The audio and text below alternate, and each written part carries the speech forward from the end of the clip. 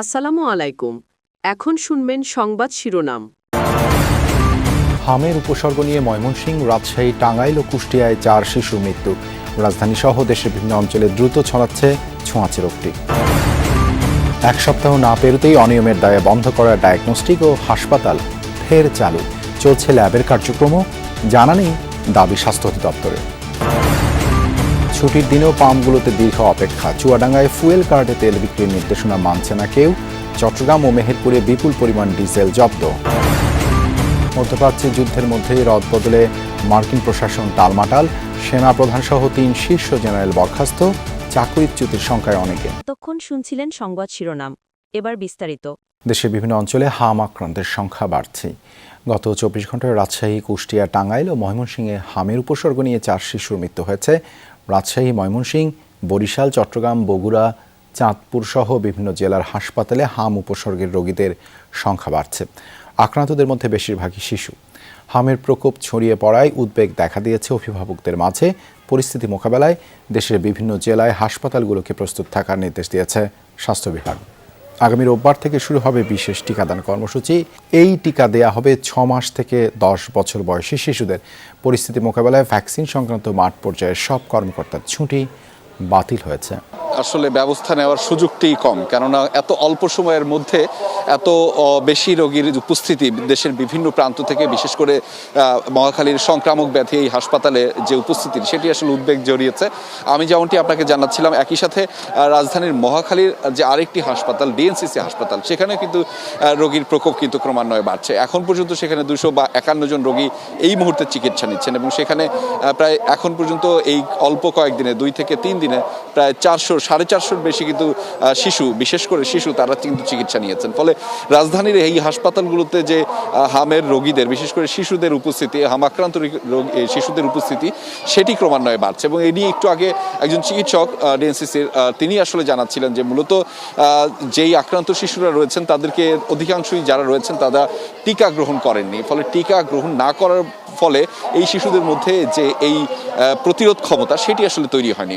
তৈরি না হওয়ার ফলশ্রুতিতে কিন্তু তারা ক্রমান্বয়ে আক্রান্ত হচ্ছেন। জ্বর, কাশি, ঠান্ডা থেকে শুরু এবং পরবর্তীতে যে র্যাশ ওঠা শরীরে, সেটি কিন্তু প্রত্যেকটি শিশুর সাথে, আমরা যারা আক্রান্ত রয়েছেন তাদের অভিভাবকদের সাথে কথা বলছিলাম, প্রত্যেকেই এমনটি জানিয়েছিলেন। ফলে এখন পর্যন্ত যে ব্যবস্থাপনার যে জায়গাটি, সেটি আসলে সবার জন্য সহায়ক বা সহজ করা সম্ভব হয়নি। তবে 7 দিনও যায়নি স্বাস্থ্য অধিদপ্তরের অভিযানে বন্ধ ডায়াগনস্টিক ও হাসপাতাল আবারও খুলেছে। চলছে পুরো কার্যক্রম। ঢাকা মেডিকেলের পাশে চানখারপুলের এই 4 বেসরকারি ডায়াগনস্টিক ও হাসপাতাল খোলার বিষয়টি জানেই না স্বাস্থ্য অধিদপ্তর। একে মারাত্মক অপরাধ বলছেন তারা। 25 মার্চ 2026 রাজধানীর চানখারপুলের 7টি প্রতিষ্ঠানে অভিযান চালায় স্বাস্থ্য অধিদপ্তর। নানা অনিয়ম পাওয়ায় বন্ধ করে দেওয়া হয় 5টি। সপ্তাহখানিক পরে আবারও সেই প্রতিষ্ঠানগুলোতে যাওয়া যাক। হেলথ এইডে গিয়ে দেখা যায় পুরোপুরি চালু আছে ল্যাব। ঢাকা মেডিকেল থেকে আসা রোগীরা অপেক্ষা করছেন রিপোর্টের জন্য। চালু আছে অন্য সব সেবাও। অথচ 7 দিন আগেই এটি বন্ধ করে দেয় স্বাস্থ্য অধিদপ্তর। করা হয় লাখ টাকা জরিমানা। অথেন্টিকের হাসপাতাল কার্যক্রম বন্ধের নির্দেশনা ছিল, সেটিও চলছে। বরং আগের চেয়ে রোগী ভর্তি আরও বেড়েছে। পাশের আরও 2টি প্রতিষ্ঠানেও একই চিত্র।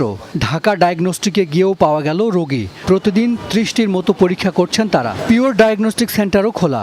বিভিন্ন পরীক্ষা করাতে এসেছেন রোগীরা। ল্যাবে পাওয়া গেল চিকিৎসকের সিল দেয়া জরুরি রিপোর্ট। সেই চিকিৎসককে ফোন করলে ভিন্ন কথা বলেন তিনি। এই 4 প্রতিষ্ঠানের কর্মকর্তারা জানান, স্বাস্থ্য অধিদপ্তর থেকে প্রতিষ্ঠান বন্ধের কোনো নির্দেশনা পাননি তারা। নানা অনিয়মে বন্ধ করে দেয়া প্রতিষ্ঠান কিভাবে কার্যক্রম চালাচ্ছে তা জানা নেই স্বাস্থ্য অধিদপ্তরের। স্বাস্থ্য অধিদপ্তরের অভিযানের পর নির্দেশনা অনুযায়ী কিছু প্রতিষ্ঠান বন্ধও পাওয়া গেছে। এ যেন চোর পুলিশ খেলা। অনিয়ম পেয়ে একটি প্রতিষ্ঠান বন্ধ করে স্বাস্থ্য অধিদপ্তর, 2 দিন পরে সেটি আবারও চালু, আর এরপর শুরু হয় আবারও অনিয়ম। এই অবস্থা চলছে বহু বছর ধরে। তাহলে এর সমাধান কোথায়? সরকারের নানা পদক্ষেপের পরও দেশ জুড়ে কাটছে না জ্বালানির তেলের সংকট। ছুটির দিনেও পাম্পগুলোর সামনে ব্যক্তিগত গাড়ি ও মোটরবাইক চালকদের লম্বা লাইন।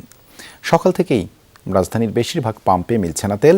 কোথাও পাম্প বন্ধ, তো কোথাও সীমিত পরিমাণে বিক্রি হচ্ছে জ্বালানি। চৈত্রের গরমে দীর্ঘ লাইনে দাঁড়িয়ে যানবাহন চালকরা। ঘন্টার পর ঘন্টা অপেক্ষার পরও অনেকেই ফিরছেন খালি হাতে। সরবরাহে অস্বাভাবিকতা আর ভোক্তাদের অনিশ্চয়তা মিলিয়ে তৈরি হয়েছে অঘোষিত এই সংকট।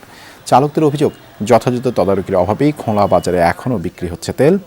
এদিকে ফুয়েল কার্ড বা বৈধ কাগজপত্র ছাড়া অনেক চালককে তেল দিচ্ছে না পাম্প কর্তৃপক্ষ। অধিকাংশ পেট্রোল পাম্পগুলোতে আসলে একটা বিরতি চলছে। আমি যেমন আছি এখানে রহমান ফিলিং স্টেশন মতিঝিল বাণিজ্যিক এলাকায়। এই ফিলিং স্টেশনটি জুমার নামাজের কারণে কিন্তু পেট্রোল দেয়া বন্ধ আছে, আর এই ফিলিং স্টেশনে কিন্তু নেই অকটেন, এবং সেই কারণে আসলে ওইরকমভাবে যে গাড়ির যে জট, সেই জটটি নেই। প্রাইভেট কারের কোনো ধরনের কোনো জটলা নেই, সিরিয়াল নেই। এখানে দেখতে পাচ্ছেন যে রোদে দাঁড়িয়ে যারা আছেন মোটর সাইকেল এখানে দাঁড় করে রেখেছে, আর যারা মোটরসাইকেলের চালক তারা কিন্তু ছায় আছেন। আপনি জানেন যে এর মধ্যে আবহাওয়া অধিদপ্তর থেকে বলেছে যে হিট স্ট্রোকের ঝুঁকি আছে। 12টা থেকে 3টা পর্যন্ত খুব কঠোর প্রকট রোদে না দাঁড়িয়ে থাকার পরামর্শ দেওয়া হয়েছে, এবং সেইটি কিন্তু সবাই জানে না।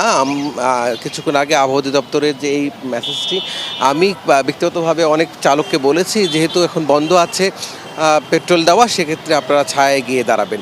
কিন্তু আমি এখন আছি নিকুঞ্জ ফিলিং স্টেশনে। এখানে তেল সরবরাহ বন্ধ নাই। এখানে কিছুক্ষণ আগেই 22,000 লিটার অকটেন এবং 22,000 লিটার ডিজেল এসেছে, এবং আসার পরপরই মূলত এখান থেকে যারা দীর্ঘ লাইনে আছে তাদের জন্য তেল সরবরাহ করা হচ্ছে। আপনারা দেখতে পাচ্ছেন যে এই তীব্র রোদের মধ্যে, চৈত্রের তাপ প্রবাহের মধ্যে দীর্ঘ সারি যারা মোটরসাইকেল নিয়ে দাঁড়িয়ে আছেন, সকাল থেকে দাঁড়িয়ে আছেন অনেকে, তাদের দীর্ঘ সারি আমরা দেখতে পাচ্ছি। এর পাশাপাশি আপনি এখানে প্রাইভেট যানবাহনগুলো নিয়েও যারা দাঁড়িয়ে আছে তারাও অনেকে সকালবেলা এসেছেন, অনেকে ভোর রাতে এসেছেন, তাদেরও দীর্ঘ সারি আমরা দেখতে পাচ্ছি। তবে এখানে ইরান যুদ্ধের মধ্যেই টালমাটাল মার্কিন প্রশাসন। সেনাপ্রধান সহ একসাথে 3 শীর্ষ জেনারেলকে বরখাস্ত করেছে পেন্টাগন। বার্তা সংস্থা রয়টার্স বলছে, চাকরি হারানোর শঙ্কায় FBI ডিরেক্টর ক্যাশপার্টি Patel, army secretary Daniel Driscoll ও শ্রমমন্ত্রী লরি শাভেজো। এর আগে বৃহস্পতিবার অ্যাটর্নি জেনারেল পাম বন্ডিকেও সরিয়ে দেন ট্রাম্প।